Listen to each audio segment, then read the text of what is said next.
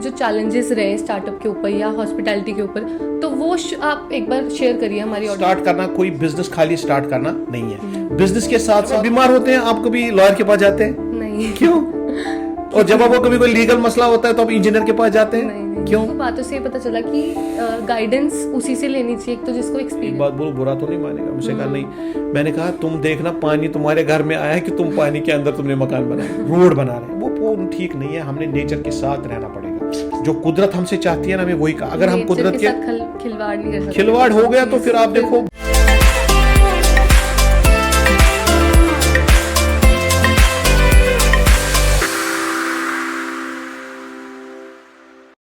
तो स्वागत है आपका डिजिटल संपर्क में। मैं हूं रेचल बिंद्रा और हम फिर से लेकर आ गए हैं episode 3 of our podcast series, जहां हम बात करते हैं हॉस्पिटैलिटी इंडस्ट्री के insights, smart tips and growth opportunities के बारे में।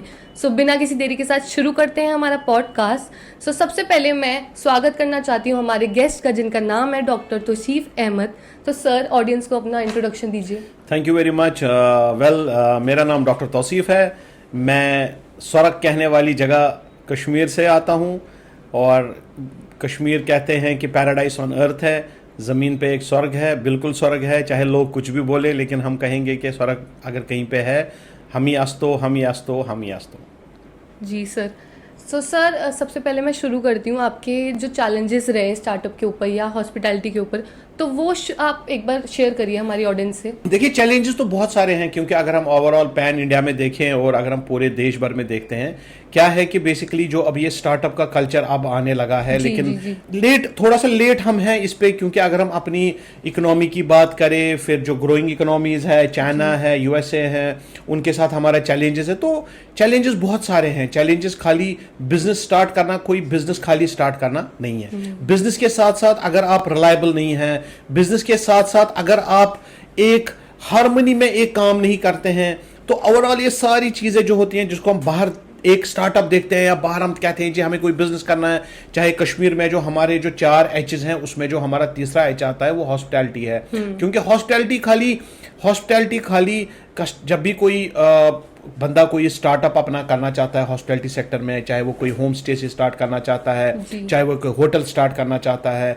या वो कोई रेस्टोरेंट का स्टार्ट करना चाहता है, या वो कोई फूड बिजनेस स्टार्ट करना चाहता है, कैफेज वगैरह, क्योंकि कश्मीर में अभी काफ़ी ज़्यादा बूम चल रहा है। लेकिन मैं हमेशा एक ही बात कहता हूँ, आप काम करिए, बिल्कुल करिए, क्योंकि आपको काम करना है। जितना जल्दी करेंगे उतना आपके लिए अच्छा है। मैं कहता हूं कि अर्न व्हाइल यू लर्न। जब आप पढ़ाई भी कर रहे हो, अगर आप तब भी कर सकते हो तभी करो। लेकिन एक चीज आपको याद रखनी है कि कोई भी काम करने से पहले आप बीमार होते हैं, खुदा ना खास्ता आप बीमार होते हैं, you fall ill, so you go to the doctor. जब आप बीमार होते हैं, आप कभी लॉयर के पास जाते हैं? नहीं। क्यों? और जब आपको कभी कोई लीगल मसला होता है तो आप इंजीनियर के पास जाते हैं? नहीं। क्यों? तो हम इन सारे सवालों का आज जवाब देंगे। ये क्यों का सवाल हम देंगे कि बीमार होने पे हमारे दिमाग में सबसे पहले या तो वैद आएगा, या तो डॉक्टर आएगा, या तो हकीम आएगा। हमारे दिमाग में तब दूध वाला नहीं आता है, हमारे दिमाग में तो लॉयर नहीं आता है। क्यों नहीं आता है? क्योंकि ये ह्यूमन इंस्टिंक्ट है। लेकिन ये ह्यूमन इंस्टिंक्ट फेल कहां पे होता है? ह्यूमन इंस्टिंक्ट फेल होता है जब आपको बिजनेस का आइडिया आता है, तो आप पता नहीं कहाँ चले जाते हैं, आप एक प्रॉपर कंसल्टेंट के पास नहीं जाते हैं, या ज़रूरी नहीं है कि आप कंसल्टेंट के पास जाएं, आप किसी एक्सपीरियंस बंदे के पास जाएं। मैं कहता हूं कि जो बिजनेस रिसर्च पे स्टार्ट होते हैं, जो स्टार्टअप, आपने कोई होटल बनाना है, ठीक है, कश्मीर में अभी होटल सारा हो गया। तो अनफॉर्चुनेट इंसिडेंट जो हमारा 22 अप्रैल का हुआ, उसके बाद होटल इंडस्ट्री वाली सारी बैठ गई, क्योंकि हमारा क्या है कि कोई रिसर्च बेस हम काम नहीं करते हैं। चाहे वो हॉस्पिटैलिटी का हो, चाहे वो कैफेज का हो, चाहे वो कुछ भी हो, आप काम करिए, लेकिन काम का मतलब है आपका फ्यूचर। देखिए, बुखार में अगर आप गलत डॉक्टर के पास जाएंगे तो एक दिन में ठीक नहीं होगा, दो दिन 3 दिन में ठीक हो जाएगा। लेकिन जो आप यहाँ पे इतना बड़ा रिस्क लाइफ में ले रहे हो, आप अपनी जिंदगी का, अपने करियर का आप फैसला कर रहे हो, और उस टाइम आप किसी से मशवरा नहीं लेते हो, कितना स्ट्रेंज है ना?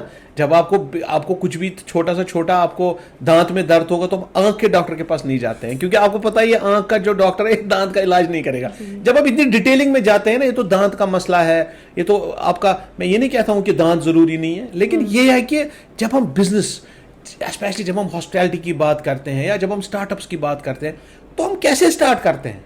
हमारे पास क्या ऐसी उस जिससे हम मशवरा लेते हैं, क्या उसका कोई रिसर्च बेस्ड है? क्या उसने रिसर्च का ये नहीं मतलब है कि कोई उसके लिए आपको पीएचडी होना जरूरी है, आपको स्कॉलर होना जरूरी है, आपको फिलोसफर होना जरूरी है? नहीं, ये फिलोसफर होना जरूरी नहीं है। हाँ, आप उस किसी भी बंदे से एक मशवरा करके उसके बाद जब आप फील्ड में उसके पैरामीटर्स पे जाएंगे, आप वहां पे देखेंगे कि कैसे कैसे ये चीजें होती हैं। आपके मन में आया कि आप अपने मकान को होम स्टे करना चाहते हैं, उसमें क्या क्या स्कीमें हैं जो गवर्नमेंट दे रहा है, क्या क्या सपोर्ट है जो गवर्नमेंट दे रहा है, और क्या क्या ऐसी चीजें, कौन सा ऐसा कंसर्न डिपार्टमेंट में जहां पे मैं जाऊं, जिनका दरवाजा मैं खटखटाऊं, और वहां पे मुझे क्या क्या चीजें उनसे पूछनी है। क्या आप वेल प्रिपेयर्ड वहां पे जाते हो? अगर आप वेल प्रिपेयर्ड जाते हो तो ये सारी चीजें मिला जुला के पिछले 8 साल से मैं मेरे टीम के साथ हम स्टार्टअप्स पे कश्मीर में काम कर रहे हैं। और मुझे लगता है कि बेरोजगारी काफ़ी ज़्यादा है। मैं हमेशा अपने बच्चों को कहता हूं कि अगर आप घर से निकलेंगे, स्कूल बस आ रही है, आपको हर दिन स्कूल बस पिक करती है, ठीक है, हर दिन स्कूल बस आती है, आप जाते हैं, लेकिन आप सुबह निकले स्कूल के लिए, आपको एक बंदा मिलता है, वो कहता है कि ये जो आपका ड्राइवर है या जो ये बस है वो खराब हो गई, बस अभी अवेलेबल नहीं है। तो फिर आप क्या करेंगे उस टाइम? आप, उसने तो बोला बस आज स्कूल की नहीं आएगी, ड्राइवर बीमार है या बस खराब होगी, कुछ तो वजह है, वो आप क्या करेंगे उसके बाद? लेकिन स्कूल जाना जरूरी है, एग्जाम आपके चल रहे हैं, क्या करोगे आप ऑल्टरनेट वेज ढूंढना स्टार्ट करोगे। आप कोई कैब करोगे या घर वालों को कॉल करोगे कि आज बस नहीं आ रही है, हमें ड्रॉप कर दो, या लोकल बस है उसमें चले जाओगे। मीन्स कि you will try to find the alternatives, ना कि अच्छा कोई बच्चा ऐसा होगा वो बोलेगा बस अब कल सवेरे आएगी, वो पूरा उस मॉर्निंग से दूसरे मॉर्निंग तक क्या बस स्टॉप पे स्कूल बस का वेट करेगा? नहीं। अगर करेगा तो उसको क्या बोलेंगे? बेवकूफ। तो जो लोग नौकरी का वेट कर रहे हैं ना, वो वही बच्चे हैं जिनको आपने क्या बोला अभी? हाँ, तो जो नौकरी का वेट कर रहे हैं वो उनको बेवकूफ हम कहते हैं। ये नहीं है कि देखो अगर आपको नौकरी मिलती है तो ठीक है, लेकिन आप नौकरी के भरोसे बैठेंगे, आपको अपना माइंडसेट कुछ नहीं करना है। आपने कोई 10 लाख 10 करोड़ 100 करोड़ वो नहीं करना है आपको। आपने खाली एक चीज करना है, आपने आज से ही अपना माइंडसेट पहले चेंज करना है। आपने सोचना है कि नौकरी कोई चीज नहीं है, मैं नौकरी दूंगा, मैं दूसरों को नौकरी दूंगा। अगर हर इस देश में, जब हमारे माननीय प्रधानमंत्री जी कहते हैं जब विकसित भारत बनाएंगे 2047 तक हमारा भारत विकसित होगा, लेकिन विकसित भारत के लिए खाली ये नहीं है कि हम सब लोग काम करेंगे हौश फौश में ये वो करेंगे, नहीं, एक डायरेक्शन इंपॉर्टेंट है। दूसरा, उसके लिए एक रोड मैप हमें चाहिए कि इस रोड मैप पे जब हम चलेंगे तो हम कैसे दुनिया की तीसरी बड़ी इकोनॉमी बनेंगे, क्योंकि हमारे पास अभी 145 करोड़ लोगों को हमें फीड करना पड़ता है, उन्हें खिलाना पिलाना पड़ता है, ठीक है। उसके लिए हमारे पास रिसोर्सेज भी एग्जॉस्ट हो रहे हैं, नई नई अपॉर्चुनिटीज रोज आ रही हैं। जो देखिए एआई कहते हैं कि एआई जी सबके जॉब सिखाएगा, मैं कहता हूं नहीं। जब कंप्यूटर आया था तब भी लोगों ने वही कहा, अब कंप्यूटर आया अब तो लोगों का कोई काम ही नहीं है, लेकिन कंप्यूटर आने से काम बढ़ गया। मैं कहता हूं एआई आपकी नौकरी नहीं लेगा, आपका जॉब नहीं लेगा, ठीक है। या आप कोई बिजनेस करते हैं उसमें जो है उसमें आप एआई का कहीं यूज करते हैं, एआई उन्हीं लोगों को रिप्लेस करेगा जिनको एआई नहीं आता है। तो आपने कुछ नहीं करना अभी से, आज से आपको जब ये ईयर हो जाएगा, हमारा पॉडकास्ट ईयर हो जाएगा, तो जब आप ये सुनोगे, मेरी आपसे बच्चों से यही रिक्वेस्ट रहेगी, आप पहले सबसे पहले क्या करना है, अपना माइंडसेट चेंज करना है।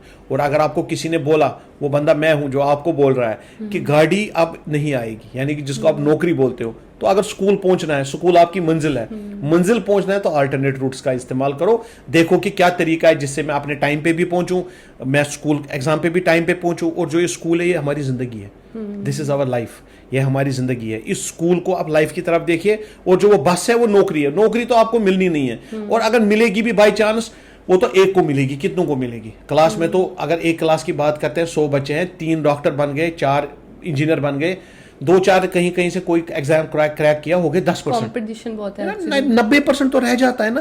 उन 90% का जिसको हम आज के टाइम में स्टार्टअप कहते हैं, जिसके लिए चैलेंजेस भी बहुत ज्यादा है। क्योंकि अगर आप चैलेंजेस को एक्सेप्ट करेंगे ना, जो बंदा चैलेंजेस को एक्सेप्ट करता है वही जिंदगी में, कहते हैं कि जो जिंदगी के जो रास्ते होते हैं ना, उन रास्तों में दरवाजे होते नहीं है, वो बनाने पड़ते हैं। हम लोग क्या करें, हमें लगता है हम जाएंगे बस हमारे लिए तो सब कुछ होगा, दरवाजा खोल के अंदर जाएंगे, दरवाजे होते नहीं है, दरवाजे बनाने पड़ते हैं। क्योंकि जब आप मंजिल पे अपने रास्ते पे चलेंगे, और अगर आप, जैसे मैंने पहले कहा ना, बीमार होने के टाइम पे आपको डॉक्टर का ख्याल आता है, लीगल कोई इशू होने पे आपको वकील का ख्याल आता है, कोई लॉ एंड ऑर्डर की प्रॉब्लम में आपको पुलिस का ख्याल आता है कि आप पुलिस से कंप्लेंट करने जाएं। लेकिन जब आप अपना करियर स्टार्ट करना चाहते हैं, एक बिजनेस स्टार्ट करना चाहते हैं, चाहे वो होम स्टे हो, चाहे वो होटल इंडस्ट्री हो, कैफे हो, कोई भी आप काम करना चाहे, उसके लिए भी आपको एडवाइस इज मस्ट। लेकिन ये भी जरूरी है कि आप उस बंदे से एडवाइस लो जिसको कोई एक्सपीरियंस हो। जो मतलब मैं यहाँ पे आपने देखा कि बेसिकली हमारे दिल्ली में इतने जितने कॉन्फ्रेंस रहे, मैं मोस्टली सारे कॉन्फ्रेंस में स्पीकर रहा, इसलिए क्योंकि मैंने इन चीज़ों पे वर्कआउट किया हुआ है। ये जो वर्कआउट हुआ है उसके बाद मैंने रिसर्च अपना किया, मैंने उसके बाद इसका जो मैंने पूरा रिसर्च और उसके बाद डेवलपमेंट पूरा साल हम काम करते हैं। उसके बाद जब भी कहीं पे कोई डिलीवर देना होता है या जब भी हम जितने भी स्टार्टअप्स बैक होम में कश्मीर में बहुत सारे स्टार्टअप्स को मैं मेंटर करता हूँ, उनको हम मेंटरिंग करते हैं। वेरियस इंस्टीट्यूशंस हैं वहाँ पे जिनके साथ मैं मुंसलिक हूँ, आई एम एसोसिएटेड विद। तो हम हमेशा बच्चों को यही बताते हैं कि हम कैसे हमने काम किया, what it takes to be an entrepreneur, how you can be an entrepreneur. और एंटरप्रेन्योरशिप सबसे इंपॉर्टेंट क्या है, वो ये है बिजनेस खाली काम डेवलप नहीं करना है, बिजनेस अपने आप को डेवलप करना है। बिल्कुल, discipline is very important in life. और जब आप एक डिसिप्लिन लाइफ गुजारते हैं ना, जब आप बिजनेस करते हैं ना, वो लाइफ में भी आपके उसके बिजनेस में भी वो चीज़ें छलकती रहती हैं, वो चीज़ें आती रहती हैं। और बहुत सारी ऐसी चीज़ें हैं कि जो लोग कभी कश्मीर आए नहीं हैं, जिनको जम्मू कश्मीर से उतना ज़्यादा वास्ता है नहीं, पता नहीं क्या इमेज उनके दिमाग में बनी हुई है। इसलिए हम कहते हैं कि टूरिज्म एक ऐसा सेक्टर है, हॉस्पिटैलिटी एक ऐसा सेक्टर है।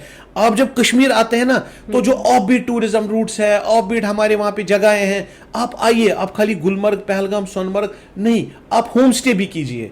आप देखिए कि हमारा कल्चर के बारे में, हमारा वहाँ पे बहुत सारे मल्टीपल कल्चर्स हैं हमारे कश्मीर में। अभी ऑफ बीट कुछ लोकेशन है जो गवर्नमेंट भी प्रमोट कर रही है। हम चाहते हैं कि जब भी कोई टूरिस्ट कश्मीर आए ना, वो खाली वहां से होटल कमरे का नाम या रूम नंबर याद करके ना, वो अपनी यादें लेके वहां से आए, जैसा हुआ करता था। उसके लिए कश्मीर, देखिए जो कश्मीर की अभी जो हॉस्पिटैलिटी इंडस्ट्री है, उनके ऊपर भी बहुत बड़ी रिस्पॉन्सिबिलिटी है। टूरिस्ट जो है ना, आज पैसा खर्च करने के लिए तैयार है। जो भी कोई anybody who wants to visit, एक बहुत सुंदर जगह है, तो वहाँ पे अगर हम उसको वैसे भी इंटरेस्ट लेता है, अगर हम उसको लेकिन सुंदर नहीं रखेंगे, अगर हम उसको उस लेवल का नहीं रखेंगे जो आप एक्सपेक्ट कर रहे हैं कश्मीर आके, whatever you are expecting in Kashmir, once you are there, you are not expecting a concrete jungle, you are expecting something a green thing. एक पानी का वो आ रहा है, पानी की आवाजें आ रही हैं, जहाँ पॉल्यूशन ना हो, नेचर अच्छा हो। तो हमारे ऊपर भी बहुत बड़ी जिम्मेवारी है। हम लोगों को तभी इन्वाइट कर सकते हैं वहां पे, क्योंकि चैलेंजेस काफी ज्यादा है एनवायरमेंटली। आप देखिए कितना बड़ा डिजास्टर अभी कश्मीर में चल रहा है, कहीं क्लाउड बर्स्ट हो रहे हैं,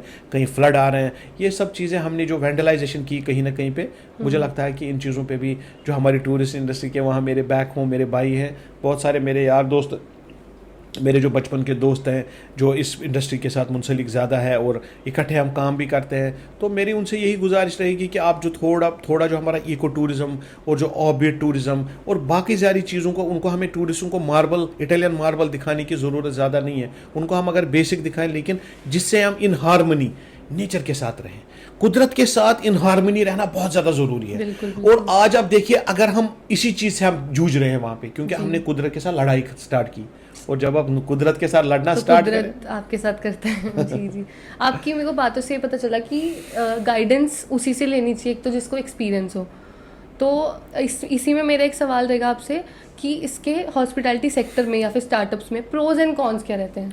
इसमें यही रहता है कि बेसिकली जब हम कहते हैं ना रैट रेस, हम थोड़ा कश्मीर में बैक होम क्या होता है ना, वहाँ पे थोड़ा ज़्यादा रैट रेस रहता है। मैं आपने जितने भी मेरे स्टूडेंट्स और जितने भी मेरे यार दोस्त सुनते हैं, मैं उनको हमेशा कहता हूँ कि चलो ठीक है कि माना कि आपने कल ये रेस जीत भी ली, लेकिन फिर भी तो आप चूहे ही रहोगे ना। बिल्कुल, when you are in the rat race, even if you want tomorrow, still you will be called a rat. आपको कोई शेर नहीं बोलेगा। अगर आप कहते हो कि आपको भी लोग किसी और नाम से जाने, उसके लिए आपको अपनी सोसाइटी की तरफ ध्यान रखना पड़ेगा। आपको देखना है कि देखिए कुदरत हमें सब कुछ, कश्मीर की अगर बात करते हैं तो कुदरत हमें सब कुछ ओरिजिनल में देता है। कुदरत हमें सब कुछ देता है, किसमें?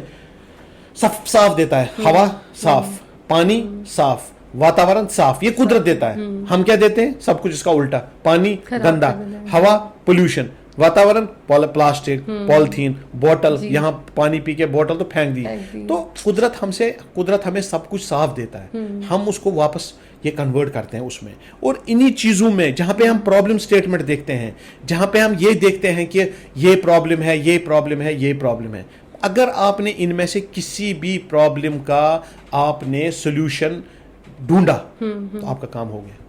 यू आर एंटरप्रेन्योर, है ना। कहते हैं ना कि जैसे कहते हैं कि अगर आपने डे टू डे लाइफ में या जो हमारी जिंदगी में जितनी भी अभी प्रॉब्लम्स आ रही हैं, कश्मीर में भी एनवायरमेंटल में बहुत सारी प्रॉब्लम्स आ रही हैं। कोई सॉलिड वेस्ट मैनेज का प्रॉब्लम है, हमारे घर से बहुत ज़्यादा कूड़ा निकलता है, उसको क्या करें। लेकिन ये तो ठीक है ना, ये जो प्रॉब्लम्स आपकी है ना, प्रॉब्लम्स में से ही सॉल्यूशंस निकलते हैं। लेकिन जिस बंदे को, जो वही बंदा सॉल्यूशन दे सकता है जिसको प्रॉब्लम पहले समझ आए। बिल्कुल। जब आपको लगता है कि ये प्रॉब्लम यहां पे है, ये प्रॉब्लम स्टेटमेंट है, ये मुझे प्रॉब्लम है, हमने अपने बच्चों को उस लेवल का सिखाना है, उनको हमें दिखाना है कि वो खुद आइडेंटिफाई करें कि प्रॉब्लम क्या है। जब वो खुद आइडेंटिफाई करेंगे ना प्रॉब्लम है क्या, तभी आप उसका सोल्यूशन भी दे सकते हो। अगर आपको प्रॉब्लम नजर नहीं आती है ना, that means you are not able to give solution. तो फिर तो आपको वही पढ़ाई करके फिर ये एग्जाम वो एग्जाम, फिर अगर आपका एग्जाम में नहीं भी निकला तो आप फिर लाइफ में मायूस हो जाते हैं, you get very depressed in life, which I personally don't want. मैं चाहता हूं कि जो हमारी नई जनरेशन है वो बहुत कुछ कर सकती हैं, बहुत अपॉर्चुनिटीज है, लेकिन कभी कभार उनको शायद ये लगता है कि प्रॉपर गाइडेंस न होने की वजह से उनको लगता है कि हम नहीं कर पा रहे हैं या हमसे नहीं होगा। तो मुझे लगता है कि it is very much possible. जिन लोगों ने किया उन लोगों ने तभी किया जब उन्होंने स्ट्राइव किया उसके लिए, उन्होंने मेहनत, क्योंकि आज के हमारे जो बच्चे हैं वो मेहनत करने के लिए तैयार नहीं है। हमने अपने बच्चों को यही सीख दिखानी है। पेरेंट्स को लिबरल पेरेंटिंग से स्ट्रिक्ट पेरेंटिंग पे थोड़ा बहुत आना पड़ेगा, क्योंकि अगर हम ज़्यादा लिबरल पेरेंटिंग करते हैं उसमें क्या होता है, बच्चा उस लेवल का आ जाता है जब उसको फिर ठीक करना बहुत ज़्यादा मुश्किल होता है। तो स्टार्टअप के लिए, चाहे किसी का भी हो, हॉस्पिटैलिटी का हो, बेकरी का हो, एग्रो का हो, किसी भी चीज़ के लिए, उसके लिए उस बंदे को पहले उसके पेरेंट्स की जिम्मेवारी है, उसके टीचर्स की जिम्मेवारी है, उसको बिल्टअप करें। बिल्कुल। उसको स्पून फीडिंग सब कुछ ना करें, उसको बिल्टअप करें, उसको को करिकुलम एक्टिविटीज में इन्वॉल्व करें, ताकि वो पहले फिजिकली तो खुद फिट हो। जब वो फिट ही नहीं होगा, आज हमारे बच्चे हैं ओबेस हैं, दिन भर चिप्स जूस खाते रहते हैं, पता नहीं क्या क्या खाते रहते हैं, फिर तो वो उस लेवल के आ जाते हैं। जब उनको फिर बोलते हैं काम करो, वो 2 घंटे में घर वापस आ जाते हैं। वो कहते हैं हमसे नहीं होगा, ये बहुत मुश्किल है, यहाँ से दूर जाना था, हमने ना वहाँ से ऑफिस वालों ने यहाँ भेज दिया। वो नहीं कर पाते हैं क्योंकि उनको वो उनकी ग्रूमिंग उस लेवल की नहीं होती है। तो ग्रूमिंग इज़ वेरी इंपॉर्टेंट। और अब हर किसी पेरेंट को चाहिए कि जितना टाइम वो फ़ोन के साथ देते हैं ना, जो उनका अपना फ़ोन है ना उनका बच्चा, उसके साथ भी उतना, उससे कम ही टाइम देंगे तो ऑब्वियसली वो इम्प्रूव हो जाएगा। तो मेरा अगला सवाल आपसे रहेगा कि आपका जो हॉस्पिटैलिटी इंडस्ट्री है या फिर स्टार्टअप है, उस पर कोई ऐसा एक्सपीरियंस हो जो काफ़ी इम्पैक्ट कराओ, तो वो आप ऑडियंस से शेयर करिए।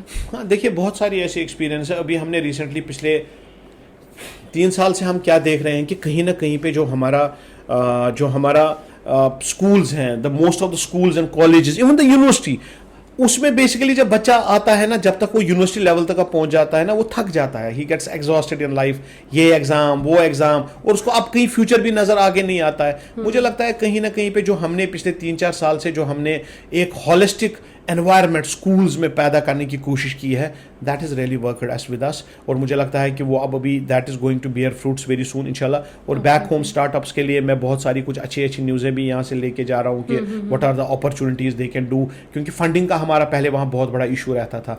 लेकिन किसी हद तक अब हमने वो उसको भी to some extent we are able to resolve that. लेकिन रिजॉल्व करने के साथ साथ हमें उसके बाद अब चाहिए कि आइडियाज़ कैसे आएंगे, आइडिएशन कैसे होगी, इनोवेशंस कहाँ से आएंगी, उसके ऊपर थोड़ा सा काम करना पड़ेगा। और जहाँ तक आपकी हॉस्पिटैलिटी सेक्टर का सवाल है, हॉस्पिटैलिटी सेक्टर को भी थोड़ा सा इवॉल्व होना पड़ेगा। हमने नेचर के साथ ज़्यादा से ज़्यादा जितना हम उसके साथ इन अलायंस रहेंगे, नॉट अगेंस्ट विद इट। मैंने जी पेड़ काटा, पेड़ था 70 साल का, अब मैंने वहाँ पे होटल बनाया, मैं कहूँगा अब मुझे टूरिस्ट आएगा, वो नहीं आएगा।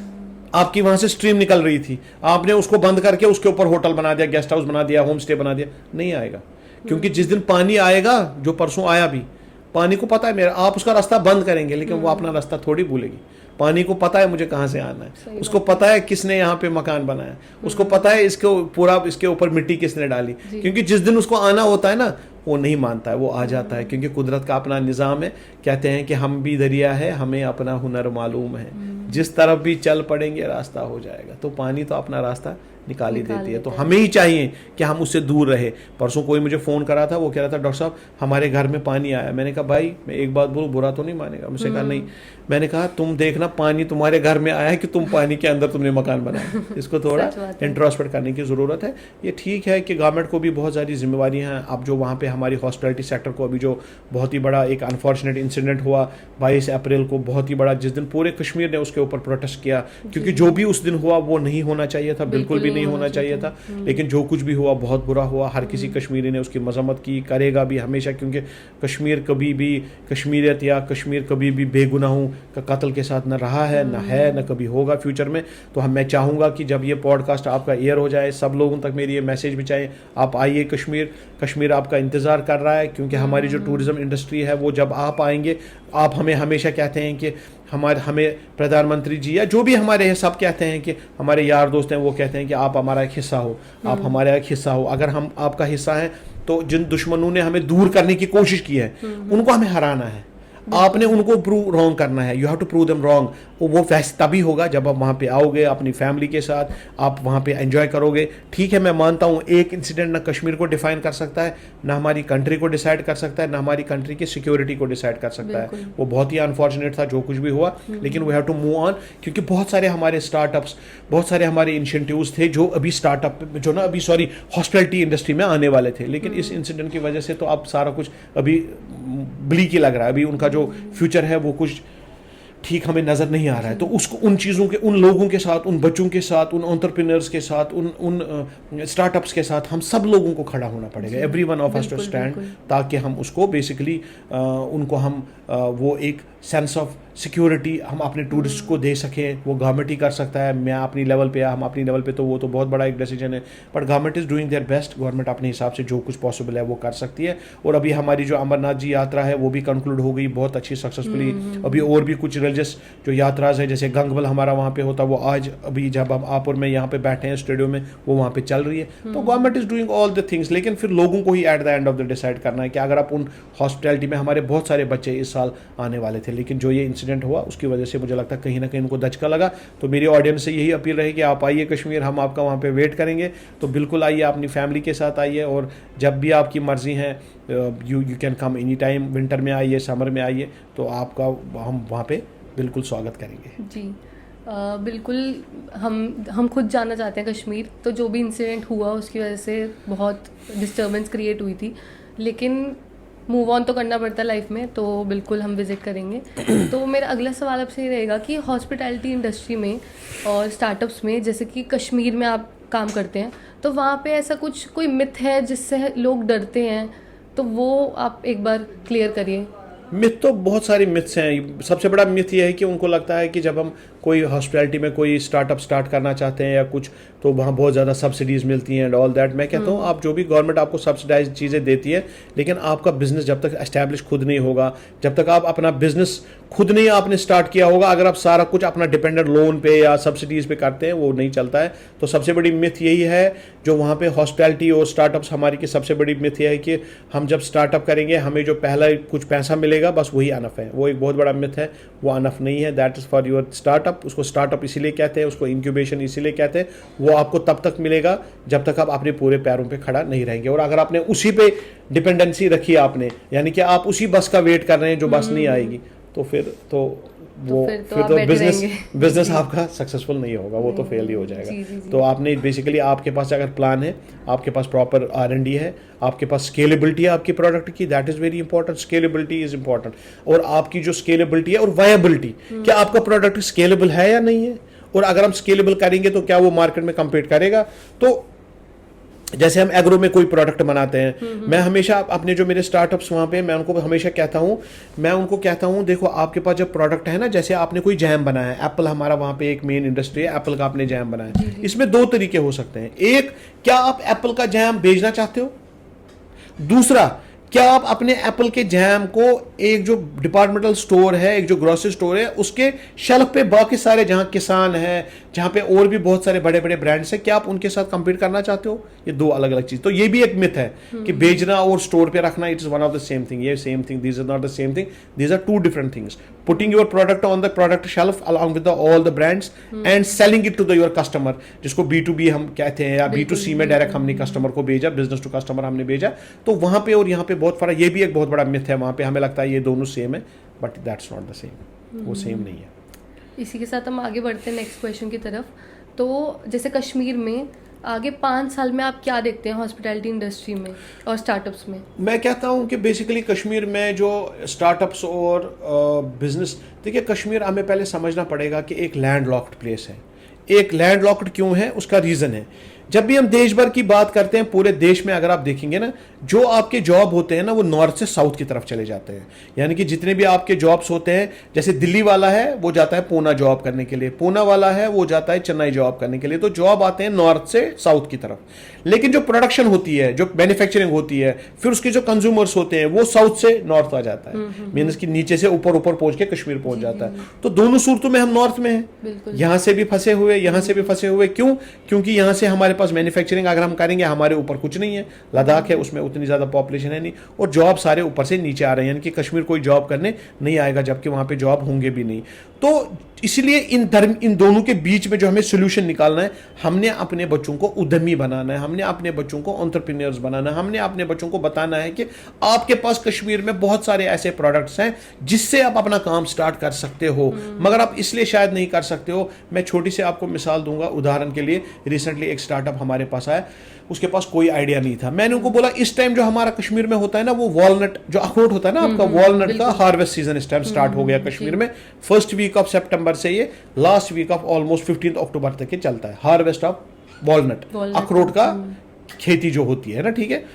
तो उसके अंदर, उसके ऊपर जो एक स्किन जो उसका होता है ना, skin, that is the best colouring agent. लेकिन वो कहीं पे हम कर नहीं रहे हैं। फार्मर क्या करता है, वो फेंक देता है। लेकिन हमने अभी कुछ स्टार्टअप्स पे इस पे लगाया है, हमने उनको कहा कि आप ये उठा के लाओ, उनको रॉ मटेरियल फ्री है, खाली उनको अपना रिसर्च करना है। और बहुत सारे ऐसे, आज तो आपको पता है कि कॉस्मेटिक इंडस्ट्री कितनी बड़ी हुई है, कितनी बड़ी इंडस्ट्री है, कितना उनका ये है, how much money they are earning and all that, बहुत कुछ है वहाँ पे। तो ऐसी ऐसी मैं आपको एक उदाहरण के लिए बोल रहा हूँ कि बहुत सारी ऐसी चीज़ें हैं जो हम कश्मीर में कर सकते हैं। और दूसरा ये भी ज़रूरी है कि जैसे हम देखते हैं कि बहुत सारी जो कंपनीज है वो अब ऑर्गेनिक्स की तरफ चले गए, है ना, ऑर्गेनिक्स की तरफ जा रहे हैं। अब लोगों को ये समझ आया कहीं ना कहीं, जो हमने आर्टिफिशियल सब कुछ बनाया, क्रीम आर्टिफिशियल बनाई, हमने सब कुछ आर्टिफिशियल बनाया, लेकिन कहीं ना कहीं उससे जो बीमारी हेल्थ के ऊपर जो है ना, वो काफी बड़ा असर है। तो लोगों को ये समझ आने में बहुत टाइम लगा।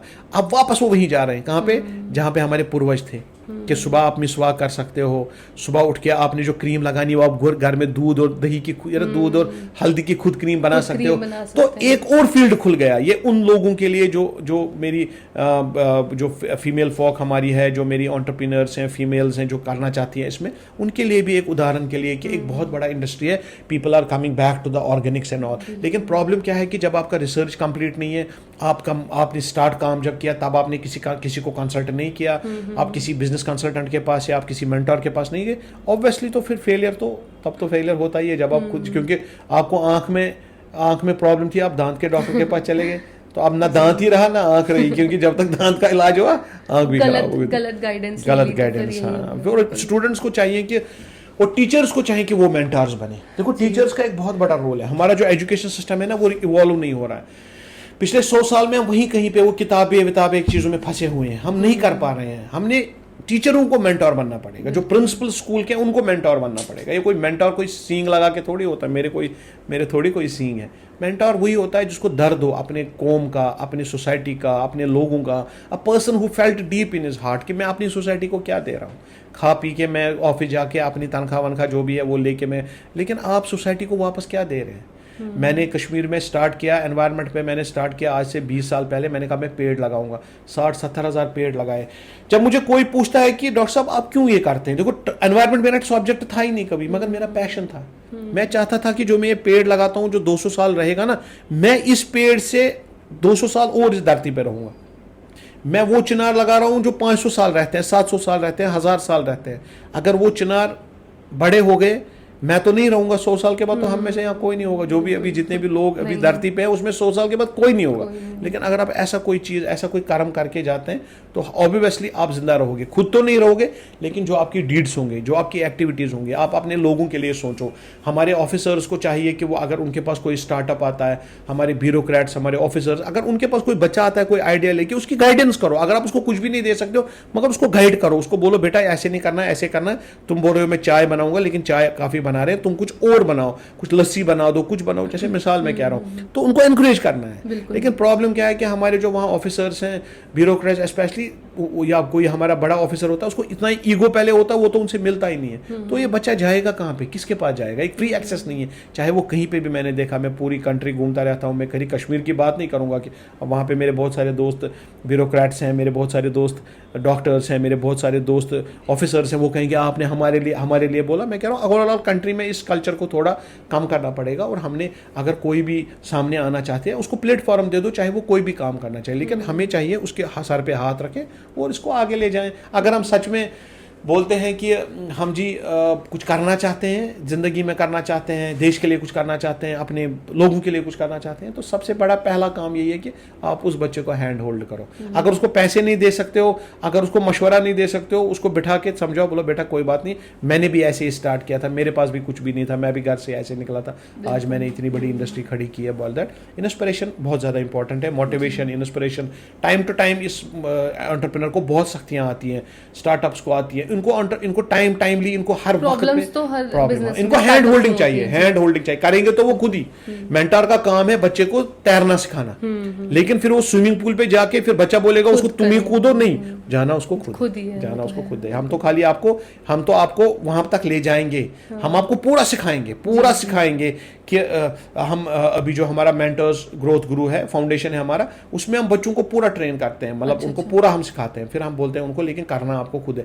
हम खाली उनको ये भी नहीं बताते हैं आइडिया क्या है, हम उनको ये भी बताते हैं कि कैसे करना है, उन लोगों से भी मिलाते हैं जिन लोगों ने ये किया है, जो कर रहे हैं, ताकि एक प्रेरणा मिले। थॉटफुल है ये चीज़, तो वो चीज़ें आगे तो रहती है। जैसे हमारी ऑडियंस है, काफ़ी टूरिस्ट भी देख रहे हैं, तो कश्मीर में कोई ऐसी जगह है जहाँ पे टूरिस्ट विजिट कर सकता है जो काफ़ी अंडररेटेड है और वहाँ पे स्टार्टअप भी क्रिएट कर सकते हैं? बहुत सारी जगह हैं कश्मीर में। हमारा सबसे बड़ा जो प्रॉब्लम रहा है वो यही रहा है कि हमने कश्मीर को गुलमर्ग, पहलगाम और सोनमर्ग, अभी दूध पथरी थोड़ा सा हो गया है, तो हमने 3-4 जगहों पे, मैं कहता हूँ, मेरा सिंपल उदाहरण है, जो भी ये बाद में देखेंगे।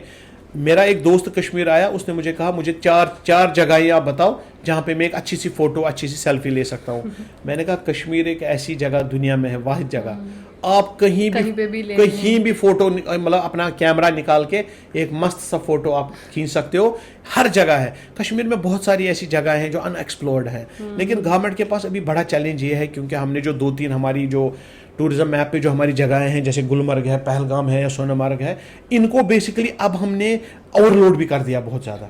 तो कहीं ना कहीं पे मुझे लगता है गवर्नमेंट को सोचना पड़ेगा, एआई इंटरवेंशन की ज़रूरत है, एक फुटफॉल रेगुलेट करना, और नई जगहों को गवर्नमेंट ने मेरे हिसाब से 12 से 17 जगहें उन्होंने आइडेंटिफाई की हुई है जहाँ पे आप जा सकते हो, जैसे बंगस आपका हो गया, आपका यहाँ पे क्या नाम है इसका, हमारे बहुत सारी जगह, जो अभी तोस मैदान है बड़गाम में, हर डिस्ट्रिक्ट में 2-2, 3-3 जगह हर डिस्ट्रिक्ट में है। हमारे गांधरबल में भी और भी 2-3 जगहें हैं जो अभी, मतलब कश्मीर में अगर 10 डिस्ट्रिक्ट हैं, 10 के 10 डिस्ट्रिक्ट में अभी 3-4 डिस्ट्रिक्ट से हमारा जो रेवेन्यू है, जो हमारा जीडीपी है, रेवेन्यू है जो इस हॉस्पिटलिटी सेक्टर से आ रहा है, दैट इज अराउंड 8 to 10%, 8 से 10% है। लेकिन ये तो 3 डिस्ट्रिक्ट से हमारे कंट्रीब्यूट कर रहे हैं, जैसे गुलमर्ग आपका हो गया बारामूला डिस्ट्रिक्ट में, सोनमर्ग आपका हो गया गांधरबल डिस्ट्रिक्ट में, और आपका जो पहलगाम है अनंतनाग डिस्ट्रिक्ट में, और श्रीनगर तो है। ये 4 डिस्ट्रिक्ट से आप 10% अपना जीडीपी लाते हो और आप कोई 6-7 लाख लोगों को एम्प्लॉय कर सकते हो। अब आप इमेजिन कीजिए जो 6 डिस्ट्रिक्ट हमने छोड़े हैं, जिनमें पोटेंशियल बिल्कुल है, जगहें भी हैं, उनको डेवलप करना है, लेकिन अब गवर्नमेंट को पास नए नए चैलेंज है, क्योंकि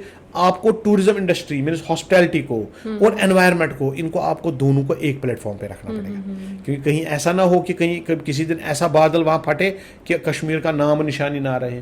तो वो भी हमें देखना पड़ेगा, क्योंकि हमने काफ़ी ज़्यादा इंटरवेंशन जो है इस चक्कर में भी की कि हमने कहते हैं जी हम जी ग्लेशियर के ऊपर रास्ता बना रहे हैं, रोड बना रहे हैं, वो ठीक नहीं है। हमने नेचर के साथ रहना पड़ेगा, जो कुदरत हमसे चाहती है ना, हमें वही कहा। अगर हम कुदरत के खिलवाड़ नहीं कर सकते, खिलवाड़ हो गया तो फिर आप देखो बसोली, ये देखिए आप पाडर देखिए, वहां से ये जो हिमाचल में आप पूरा देखिए अभी भी चल ही रहा है, लद्दाख हर जगह पे चल रहा है, क्योंकि हमने ग्लेशियर के ऊपर गाड़ी चढ़ाने का हमें शौक था, हमने सड़क ऊपर बनाई और ग्लेशियर बेचारा मेल्ट हो गया, वो खत्म। आज आप देखिए, अब ऐसा भी नहीं होना चाहिए। अगर अभी भी हमने कुछ नहीं किया तो 5 साल बाद अब मैं आपको बुलाऊं कश्मीर, तो वहां दिखाने के लिए कुछ ही ना हो।